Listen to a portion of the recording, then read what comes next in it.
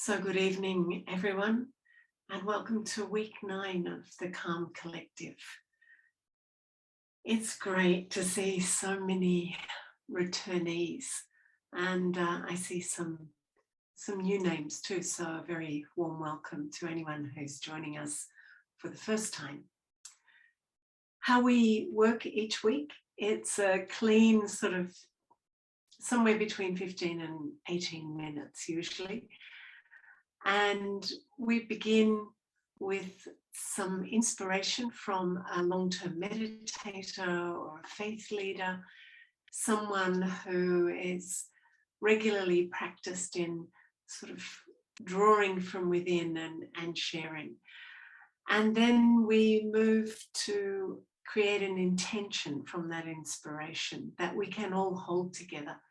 Because as I've mentioned before, and I'm Carolyn Ward, the mystics have told us for millennia what the scientists are now telling us, that if we gather together with a very clear held thought of intention, and if it's altruistic, that's even more powerful, that we do that for 10 minutes, that makes an extraordinary impact. And the research, you can check out Lynn McTaggart's work on the power of intention, and it shows extraordinary results. So we're going to begin by introducing our special inspirer for tonight. But before we do, I do want to just say huge congratulations to Justin Langer and the Australian cricket team. Justin was our first inspirational guest, and he was on last week, and just before we cut for the evening, he was about an hour away from them playing the T20 World Cup in Dubai. And it was totally unexpected, and the team won. So Justin, I know you're back here again tonight, so congratulations. And maybe that little bit of calm boost helped. Who knows? I think it works. So let me now introduce you to the Reverend Ian Smith. Ian's married with 3 adult children, and he has been an ordained minister of the Church of Christ for 39 years, working with communities in the northern and western suburbs of Melbourne. Ian was the inaugural chair of the Northern Intercultural and Interfaith Network, which brought together communities from across the northern suburbs of Melbourne to explore social and community concerns from within faith and cultural perspectives. He's been a Church of Christ delegate to the Victorian Council of Churches for over 20 years and is the current executive officer of the State Council. He holds regular interfaith and intercultural dialogues at state government level, as well as facilitating activities to bring communities together. Welcome, Reverend Ian Smith. Thank you, Carolyn. And can I just say congratulations to all the Calm Collective, all the people who've thought this through. This is such a gift, and it's a real privilege and a real honour to be among you. I recognise that we are privileged people in Australia, and to live on land that's been under the custodianship of our First Peoples for many, many, many, many millennia. And I would just like to pay respects to the elders past, present, and those emerging. Where I sit is in Wurundjeri land among the Kulin nations in northern suburbs of Melbourne. But I guess we're all gathering somewhere in this place called Australia. And I just invite you to recognise and to name the elders and the emerging leaders of the First Peoples wherever you find yourself at this time. When Kelvinda asked me if I would be part of this, initially it freaked me out because I tend to be an activist, not a meditative person. But I found myself going to a book that I read a number of years ago by a lady called Edith Schaefer. Edith Schaefer was part of the L'Abri community, which was in Central Europe. It was a Christian community that intentionally gathered for prayer, reflection, and action. She wrote a book called Tapestry. And I want to share 3 thoughts that she brought to me that helps me when I work interfaith, cross-culturally, and all the stuff that I do. She said, life is like a tapestry. If you think about life, it is many threads woven together. And in our worlds, that's what we've been doing over this Calm Collective. We are many threads being woven together. The second thing she said was, there are many colours.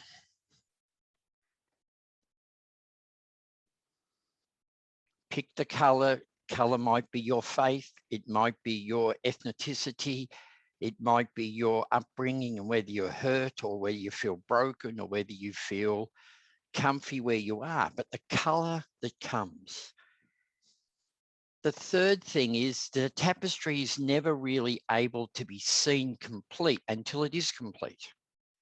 And so a tapestry is always on the journey of becoming.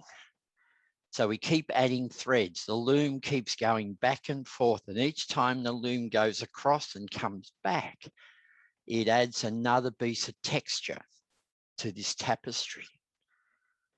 For us, I just want to leave us with this thought that as we watch the globe in a minute, starts in Australia, goes out to the world and then comes back. Let's think of the tapestry that we are weaving from different parts of the world, from our different traditions and understandings, from our different places, from our persons. What are the colours that we are adding? What are the threads that we are adding to this weaving of this tapestry that we call humanity? Because each of us have a complete and an active and essential part to play in the weaving of the tapestry. As Carolyn said earlier, these moments when we actually intentionally gather, we are releasing the gift of the tapestry, the richness of the colour and the multiplicity of threads. We're releasing that as a gift to those around us. Beautiful. Amen. Yeah, very beautiful, Ian. Thank you. And that's very clear. I don't need to add anything to that. The intention of weaving the tapestry of the beauty of humanity with all its variety. So as we watch that, that's our intention, is to celebrate, appreciate, and really be grateful for that glorious tapestry we are.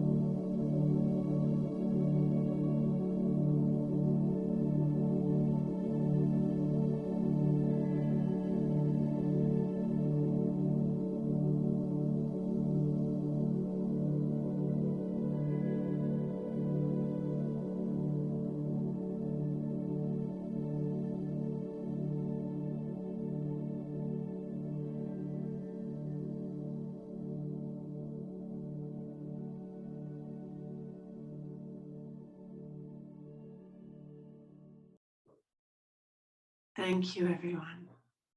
Thank you.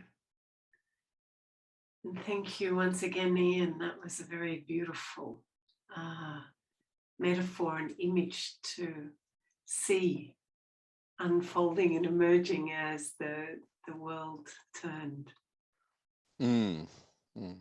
Yes, you can think of the tapestry of all the different nations meshing together with all the colour and movement. It's a very powerful image, isn't it? Yes. It is. Thank you. So Ian My is privilege. on the executive of the Faith Communities Council of Victoria. So along with Meditation Australia and the Faith Communities Council, has been big supporters of Calm in the City. So thank you to both those organisations and to everyone who's here. You know, every week it's over 100 people who make the time. So thank you so much. Next week, my first meditation teacher over 30 years ago, Charlie Hogg from the Brahma Kumaris, is going to be our special guest inspirer. So have a beautiful week in your tapestry of your life with everyone else that you come in contact with, physically and subtly. And we'll say goodbye and open up the gallery and say goodbye. If you feel like it, stay in your vibe. If you like to stay in your vibe. And thank you all very, very much. Have a beautiful week.